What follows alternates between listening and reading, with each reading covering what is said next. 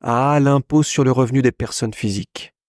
Communément appelé l'impôt sur le revenu, c'est un impôt annuel et comme son nom ne l'indique pas, il est calculé non pas au niveau de chaque individu, mais pour un foyer fiscal, les époux et leurs enfants à charge. La plupart d'entre nous le connaissons bien, puisque cet impôt est déclaratif. Nous devons en effet déclarer tous nos revenus, et ils peuvent être nombreux, puisque les revenus imposables au titre de l'IRPP vont du salaire, quel que soit notre statut, aux revenus des locations, en passant par les revenus de placement ou même les bénéfices agricoles. Mais connaissons-nous bien son mécanisme et ses subtilités? Sur ces différentes sources de revenus, l'État prélève sa part, sous forme de prélèvements obligatoires, c'est-à-dire des cotisations sociales destinées à financer le système social, et des impôts et taxes. Et certains placements financiers, ou certains mécanismes fiscaux, peuvent permettre de déroger à la règle. Si nous pouvons difficilement échapper aux cotisations sociales, nous verrons dans cette vidéo qu'il est possible de réduire la part d'impôt sur le revenu, voire d'en être totalement exonéré dans certains cas. C'est le mécanisme même de la déclaration qui permet de diminuer la charge fiscale. Dans cette mécanique, le fisc va additionner nos différents revenus pour déterminer le revenu brut global de votre foyer, abattement inclus.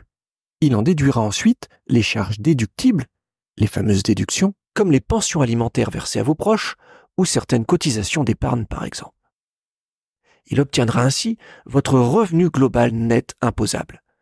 C'est l'assiette fiscale, la somme qui sert de base au calcul de l'impôt ou de la taxe.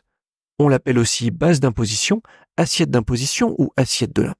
La déduction vient donc réduire l'assiette du revenu imposable. Par exemple, si Fifi, la fourmi financière de la chaîne, a un revenu imposable de 10 000 € et qu'elle verse 1 000 € de pension alimentaire à son enfant majeur, le montant de son impôt sera calculé sur une assiette fiscale de 9 000 €, 1 000 € étant déduit de son revenu imposable. Votre revenu global net sera divisé sur la base d'un quotient familial attribué au foyer, qui ouvre droit à un nombre de parts. Un couple marié ou pacsé dispose d'un quotient de 2 parts, tandis qu'un contribuable célibataire ou veuf, une part unique. Ce quotient est par ailleurs majoré en fonction notamment du nombre d'enfants à charge. Votre impôt brut calculé sur cette base peut être minoré de réduction d'impôt. C'est le deuxième étage fiscal pour réduire votre fiscalité. La réduction diminue directement le montant de l'impôt. Fifi est redevable de l'impôt sur le revenu à hauteur de 1 500 €. Mais elle a fait un don de 700 € à l'association Les Gardiens des Mandibules. Ce don ouvre droit à une réduction d'impôt de 700 €. Elle ne paiera plus que 800 €. La réduction d'impôt vient minorer l'impôt dû. Mais attention, sans pouvoir donner lieu à restitution. Et c'est ce qui la différencie du crédit d'impôt. Il peut être remboursé avec un minimum de 8 €, et ceci même si vous n'êtes pas imposable. C'est alors le fisc qui paye le contribuable. Ce troisième étage vient compléter la structure. Nous voyons que plus on monte dans la pyramide fiscale, plus l'avantage est appréciable pour le contribuable. Ainsi, pour alléger votre impôt, plusieurs options s'offrent à vous. Réduire votre base imposable, en profitant d'abattements ou de déductions de frais, réaliser des investissements offrant des réductions d'impôt, ou effectuer des dépenses donnant droit à un crédit d'impôt. Mais ce n'est pas tout. Il existe des enveloppes fiscales créées par le législateur pour être exonérées en tout ou partie de l'impôt sur le revenu. Enfin, nous verrons la technique de l'acheté-vendu, technique utilisée par les financiers pour optimiser leur fiscalité. Pour prendre connaissance du mécanisme de déclaration des revenus de placement, je vous invite à consulter la vidéo déjà publiée sur le sujet. Nous expliquons notamment comment bénéficier des déductions de frais de courtage, commissions, frais de garde, d'une fraction déductible de la CSG, ainsi que de certains abattements. Alors ne manquez rien de nos publications en vous abonnant à la chaîne. Utiliser la mécanique fiscale pour optimiser ses impôts, c'est tout d'abord chercher à réduire l'assiette. C'est tout simplement retirer une certaine somme de vos revenus, utilisée pour calculer le montant de votre impôt. Évoquons déjà quelques cas généraux de déduction. Pas propre au placement financier, mais toujours bon à rappeler. Les frais professionnels, soit par un abattement forfaitaire de 10%, soit par des déductions en frais réels, Les pensions alimentaires versées à un enfant majeur, non rattachées à votre foyer fiscal, déductibles à hauteur de 6 674 €, sans avoir à fournir de justificatif. Et la moitié de ce plafond pour les petits-enfants. La pension alimentaire versée à vos parents, beaux-parents ou grands-parents dans le besoin est déductible sans justificatif à hauteur de 3 968 €, mais est sans limite dans le cas où votre ascendant est dans le besoin et que vous pouvez justifier les versements. Enfin, la pension versée au conjoint, notamment si vous avez été condamné à la verser à votre époux, elle est déductible en totalité de votre revenu global. Déclarer une pension alimentaire pour une déduction d'impôt s'effectue sur la déclaration traditionnelle grâce au formulaire 2042 dans l'encadré numéro 6 destiné aux charges déductibles. La case concernée pour les versements aux grands-parents est la case 6GU, autres pensions alimentaires versées. Il faut bien préciser le nom et l'adresse des bénéficiaires. Enfin, on peut citer également les cotisations de sécurité sociale obligatoires des contribuables qui ne disposent pas de revenus professionnels, c'est notamment le cas si vous avez des enfants étudiants. Ne pas oublier d'en profiter si c'est le cas pour votre famille. Ces cotisations sont à déclarer ligne 6DD de la déclaration 2042. Certains investissements permettent d'obtenir des déductions. C'est le cas de l'investissement dans la pierre. Certains immeubles sont éligibles à des avantages fiscaux, notamment les immeubles classés monuments historiques, les immeubles marqués du label Fondation du patrimoine ou les immeubles du patrimoine national. Car la loi monument historique donne la possibilité de déduire de votre revenu global jusqu'à 100% des travaux de restauration sur 1, 2 ou 3 ans sans limitation de montant et sans aucune notion de plafonnement. Pour les propriétaires louant un bien non meublé, en matière d'investissement locatif, le déficit foncier est un avantage intéressant. C'est en fait une location dans laquelle vos charges sont supérieures à vos revenus fonciers. Eh bien, cette période de déficit est déductible jusqu'à 10 070 € et l'excédent peut être reporté. L'investissement dans les œuvres d'art ouvre droit à une déduction fiscale très avantageuse pour les sociétés et entrepreneurs individuels, 20% de déduction du prix hors taxe chaque année pendant 5 ans. Mais les particuliers ne sont pas en reste, avec une fiscalité intéressante en cas de revente et une exonération qui peut être totale après 22 ans de détention. Et quand on dit œuvre d'art, l'administration fiscale ne considère pas seulement les tableaux, mais bien différents objets artistiques au sens large. Des photos, en passant par les meubles et les bijoux. Enfin, n'oubliez pas la déduction de la CSG, à hauteur de 6,8% sur vos revenus de placement. Les revenus de capitaux tels que les dividendes ou les intérêts, mais aussi les plus-values de cession. Si vous n'êtes pas familier avec ces déductions, nous en avons parlé en détail dans une vidéo précédente. Payer moins d'impôts tout en préparant sa retraite. Telle est la philosophie de l'épargne retraite. Première enveloppe fiscale que nous voyons, elle ouvre droit à des déductions fiscales intéressantes. En effet, il est possible de déduire ces versements et de diminuer l'assiette de l'impôt sur le revenu à hauteur de 10% des revenus professionnels et jusqu'à un plafond de 35 194 €. Ou alors, pour les petits revenus, 10% du PAS, le plafond annuel de la sécurité sociale de l'année précédente, soit pour cette année 4 413 €. Votre plafond de déduction est pré-rempli en cliquant sur ce cadre de votre déclaration 2042. Vous pouvez majorer votre plafond de déduction de celui non utilisé des 3 années précédentes. Tout simplement car vos plafonds de versement non utilisés sont reportables pendant 3 ans. Par exemple, vous pouvez profiter d'une augmentation de salaire pour effectuer un versement plus important sur votre PER et réduire votre fiscalité. Petite astuce pour élargir encore ce plafond. Si vous êtes marié ou pacsé, vous pouvez mutualiser vos plafonds de versement déductibles. Et ceci sur tous les produits d'épargne retraite, PER individuel d'entreprise ou régime de retraite complémentaire de la fonction publique. Chacun des conjoints dispose de son propre plafond individuel de versement déductible. Quand vos versements excèdent ces plafonds, vous pouvez profiter de la fraction non utilisée de votre conjoint. Sur votre déclaration fiscale, cette option de mutualisation ne vaut que pour 1 an. Ainsi, il faut bien penser à cocher systématiquement la case 6QR pour continuer d'en bénéficier. En principe, les fonds d'épargne ne sont pas déductibles avant votre départ en retraite, mais il existe des dérogations. Par exemple, lorsque vous souhaitez acquérir une résidence principale ou que vous avez un accident de la vie. Le deuxième étage d'optimisation des impôts est celui consacré aux réductions. Elles sont plus intéressantes que les déductions, car cette fois-ci, ce n'est pas l'assiette du calcul qui est diminuée, mais l'impôt lui-même. Les réductions sont généralement plus rares que les déductions.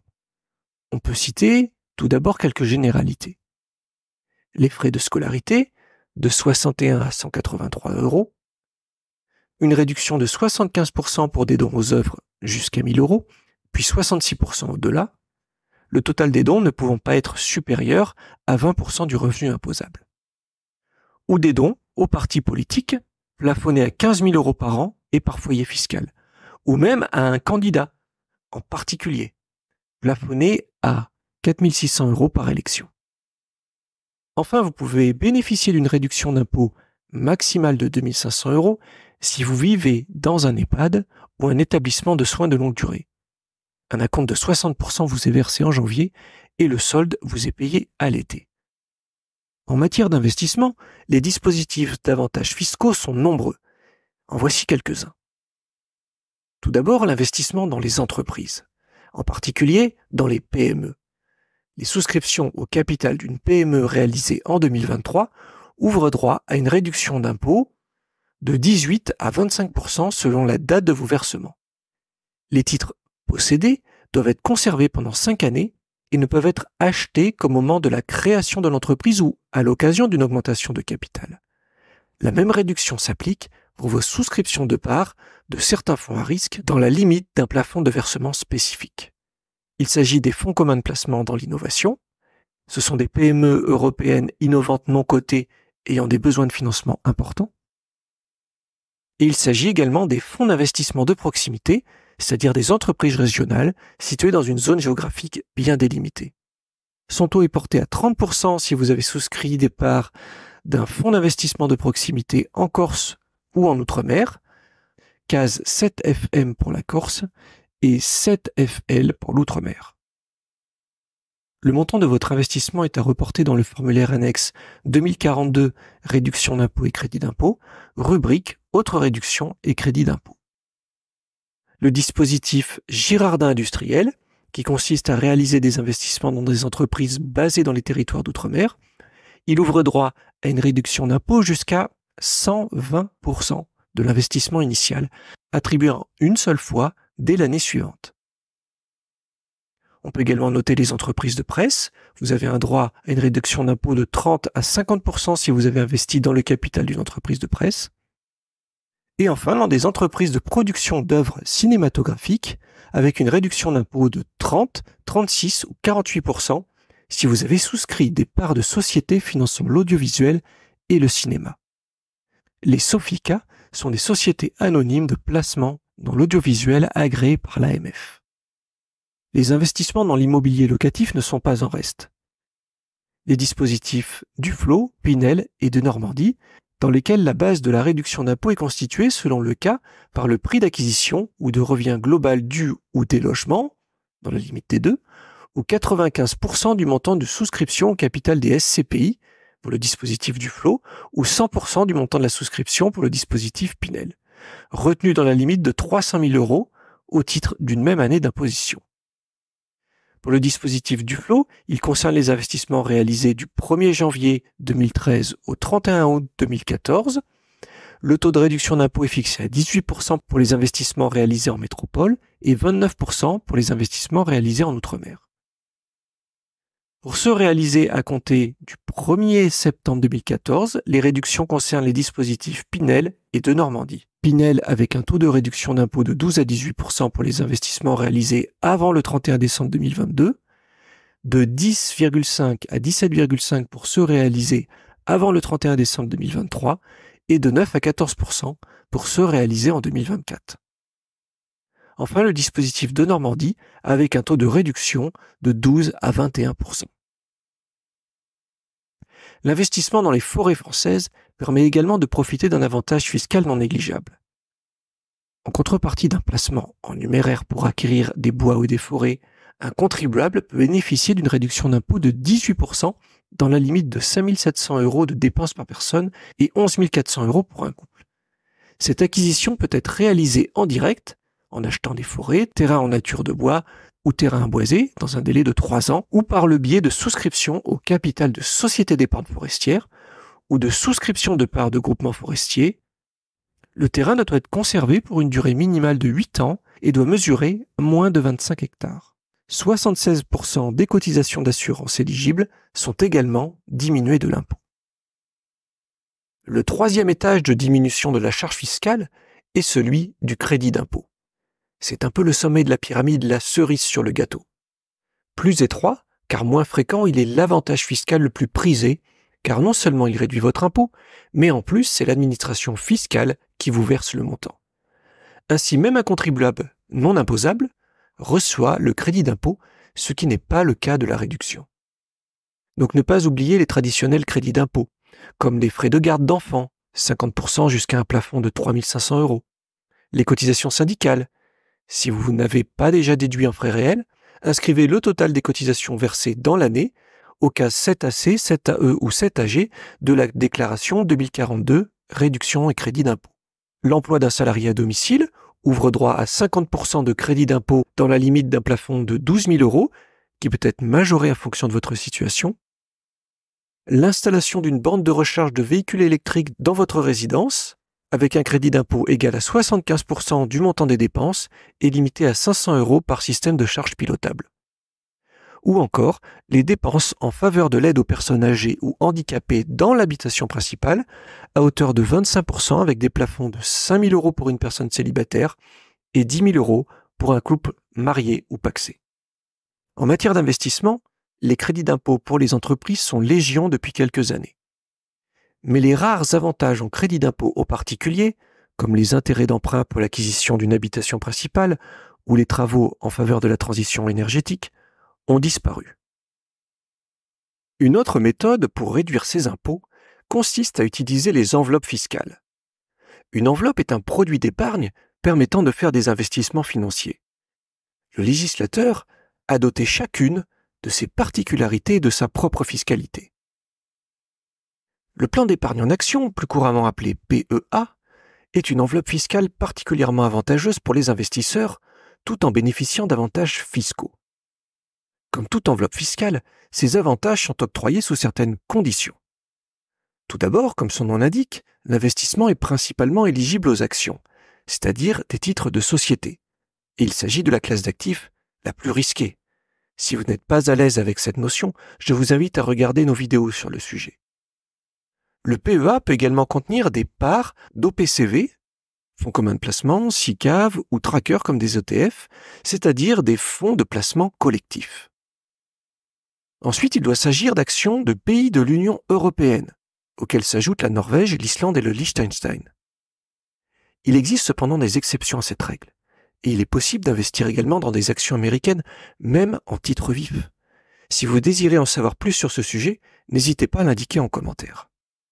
Enfin, la fiscalité est considérablement réduite. Tant que vous restez réinvesti dans le plan, vous échappez totalement à l'impôt, aussi bien l'impôt sur le revenu que les cotisations sociales. Le PEA est donc un formidable outil fiscal pour les rendements composés. Sans fiscalité, l'effet boule de neige joue son plein effet. La fiscalité est réduite après 5 ans de détention. Il en découle pour conséquence fiscale 2 possibilités. Si un retrait a lieu avant 5 ans, il donne lieu à la clôture du plan et les gains sont alors imposés de la même manière que nous avons vu dans la vidéo sur les revenus de placement, prélèvements sociaux de 17,2%, au choix concernant l'impôt sur le revenu entre l'option PFU de 12,8% ou le barème progressif. Par contre, un retrait après 5 ans n'entraîne pas la clôture du plan et le titulaire peut effectuer de nouveaux versements, sauf en cas de retrait total. Les gains réalisés sont alors complètement exonérés d'impôt sur le revenu et ne donnent lieu qu'au versement des prélèvements sociaux. En cas de perte, sachez qu'elle est imputable sur les gains réalisés, tout comme le régime classique des moins-values de cession. Le PEA a des spécificités particulières intéressantes et nous nous y attarderons en détail dans une prochaine vidéo. Retenez toutefois quelques caractéristiques. Il est soumis à un plafond de versement de 150 000 euros, mais uniquement l'argent que vous déposez, les rendements réinvestis ne sont pas comptabilisés dans le fonds. Il existe 3 types de PEA différents. Un PEA peut être ouvert auprès d'une banque, auquel cas il comporte un compte en espèces et un compte titre, ou d'une compagnie d'assurance, prenant alors la forme d'un contrat de capitalisation en unité de compte. Il est possible d'investir dans des titres émis par des sociétés, cotées ou non, établies dans l'Union européenne ou l'espace économique européen. Il est également possible d'y loger des fonds, SICAV, FCP, OPCVM, ou même des trackers comme les ETF. Cas particulier, les dividendes des actions non cotées et les produits des obligations remboursables en actions logées dans votre PEA ne bénéficient de l'exonération d'impôt qu'à hauteur de 10% seulement de l'investissement. Enfin, sachez que pour les PEA ouverts avant le 1er janvier 2018, la fiscalité sur les prélèvements sociaux est réduite de 0,5 à 15,5%. L'assurance vie est un autre produit d'épargne, celui-ci polyvalent, qui combine des objectifs de placement à long terme avec une enveloppe fiscale avantageuse. Elle permet aux souscripteurs de se constituer un capital en effectuant des versements réguliers ou ponctuels. Ces versements sont appelés primes. Ce capital peut être investi dans divers supports financiers, tels que des fonds euros garantis sans risque, mais la contrepartie c'est qu'ils sont peu rémunérateurs, des unités de compte, elles plus dynamiques, mais plus risquées car elles sont liées au cours de la bourse et de l'immobilier, ou un entre-deux, hybride, une synthèse entre la sécurité offerte par les fonds euros et le potentiel de performance des fonds en unité de compte, ce sont les fonds euro-croissance. Toutefois, le fonctionnement de l'assurance vie est plus complexe que le PEA. Au moment où vous souhaitez retirer une partie de votre argent, ce qu'on appelle un rachat partiel, ou tout simplement clôturer votre contrat, c'est ce que l'on appelle un rachat total. Vous serez imposé sur vos gains comme traditionnellement, les prélèvements sociaux et l'impôt sur le revenu. Mais des distinctions s'opèrent. 17,2% de prélèvements sociaux seront prélevés à la source d'office chaque année sur les fonds euros, ne permettant pas de faire jouer les intérêts composés, alors que pour les fonds en unité de compte, vous ne les paierez que lors du rachat ou lors du décès de l'assuré. Des cas d'exonération totale existent, en cas de rachat faisant suite à un licenciement, une mise à la retraite anticipée ou de l'invalidité du souscripteur ou de son conjoint. Pour la part d'impôt sur le revenu, il faut distinguer à la fois la durée d'investissement et les dates de versement des primes au contrat. Pour les primes versées avant le 27 septembre 2017, les gains sont soumis à un prélèvement forfaitaire libératoire avec une fiscalité dégressive par durée d'investissement, 7,5% après 8 ans au lieu de 35 avant 4 ans, ou imposé au barème progressif de l'impôt sur le revenu. Pour les primes versées après le 27 septembre 2017, vos gains sont soumis au prélèvement forfaitaire unique, dont le taux va varier selon la durée du placement et le montant des versements dans votre contrat. Avant 8 ans, 12,8% de prélèvement forfaitaire unique ou le barème de l'impôt sur le revenu, et après 8 ans, une fiscalité réduite à 7,5%, mais passant à 12,8% à partir du moment où votre encours est supérieur à 150 000 euros. Ou alors, une imposition au barème sur le revenu. À noter qu'un des avantages de l'assurance vie est son abattement. Les contrats de plus de 8 ans ouvrent droit à un abattement annuel de 4 600 euros pour les célibataires et 9 200 euros pour les couples soumis à imposition commune. Vous êtes alors totalement exonéré d'impôt sur le revenu à hauteur de ces abattements. L'assurance vie permet également de transformer votre capital en rente viagère. La fiscalité dans ce cas est alors différente. Enfin, les capitaux transmis en cas de décès de l'assuré profitent également d'une exonération des droits de succession, pouvant atteindre 152 500 euros par bénéficiaire. Quelques mots sur la nouveauté à venir cette année. Un nouveau produit d'épargne écologique va voir le jour avec le plan d'épargne Avenir Climat. Il a été créé dans le cadre de la loi sur l'industrie verte et sera lancé le 1er juillet prochain. Il vise à encourager la transition écologique et énergétique des entreprises. Concrètement, il prendra la forme soit d'un compte titre avec un compte en espèces si ouvert auprès d'une banque, soit d'un contrat de capitalisation si ouvert auprès d'une compagnie d'assurance. il sera réservé aux jeunes de moins de 21 ans résidant en France. Les parents pourront l'ouvrir dès la naissance et il sera automatiquement clôturé à l'âge de 30 ans du titulaire. Les fonds collectés seront principalement investis dans les fonds labellisés France Finance Verte ainsi que dans des obligations vertes. Les versements en espèces sont autorisés dès l'ouverture du plan, dans la limite d'un plafond similaire à celui du livret A, soit 22 950 €. Les versements ne seront plus possibles lorsque le titulaire atteint sa majorité et que son plan a plus de 5 ans. Les fonds sont bloqués jusqu'à la majorité du titulaire et à partir de 18 ans, des retraits sont possibles sans entraîner la clôture du plan. L'intérêt du plan Épargne Avenir Climat est sa fiscalité très avantageuse à la sortie. Tous les gains réalisés seront exonérés non seulement de l'impôt sur le revenu, mais aussi des prélèvements sociaux. Tous les investisseurs qui ne peuvent bénéficier de ces enveloppes fiscales sont généralement investis dans un compte-titre ordinaire. C'est simplement un compte bancaire sur lequel nous pouvons déposer des valeurs mobilières de placement. Contrairement aux autres enveloppes d'investissement, le CTO ne dispose pas d'avantages fiscaux. Et c'est alors la fiscalité classique sur les revenus de placement qui s'applique. Une imposition sur la base de la flat tax à 30%, 12,8 d'impôt sur le revenu et 17,2 de prélèvements sociaux, ou une imposition au barème progressif. À noter qu'en cas d'option pour cette dernière, l'abattement pour durée de détention est maintenu, mais seulement s'il s'agit des titres acquis avant l'entrée en vigueur de cette flat tax, c'est-à-dire avant le 1er janvier 2018. Alors pour diminuer la charge fiscale, la plupart des financiers, notamment les gérants de portefeuille, utilisent la technique de l'acheter-vendu. Cette technique d'optimisation fiscale est utilisée pour gérer les plus et moins-values de cession de valeurs mobilières. En effet, nous avons vu, dans la vidéo sur les revenus de placement, que la taxation se calculait sur le solde total des plus-values, c'est-à-dire les plus-values moins les moins-values de l'année, et non sur chaque plus-value prise individuellement.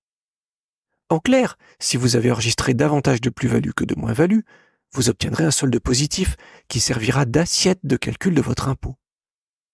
Et si ce sont vos moins-values qui sont supérieures, votre solde sera négatif et vous ne paierez aucun impôt. L'acheter-vendu consiste donc à vendre une position pour provoquer une moins-value, rester jusque-là latente dans le portefeuille, puis à racheter ce même titre peu de temps après. Cette manœuvre permet de constater une perte fiscale qui peut être désormais imputée sur les plus-values imposables, réduisant ainsi l'imposition globale de l'investisseur. En vendant des titres à perte, il va générer des moins-values qu'il peut déduire des plus-values, ce qui réduit l'assiette imposable, et donc l'impôt à payer. Voyons un exemple avec le portefeuille de Fifi. Durant l'année, Fifi a vendu plusieurs titres, engrangeant une plus-value totale de 2 000 €. Elle sera donc imposée sur cette somme, soit 600 € en cas d'option flat tax. Mais elle détient aussi 50 actions de la société Mandibule acquises 100 € chacune. Actuellement, elles valent 80 €. Donc une perte latente de 50 fois 20 € par action, soit 1 000 €. Elle vend ses actions à 80 $ pour constater fiscalement une moins-value de 1 000 €.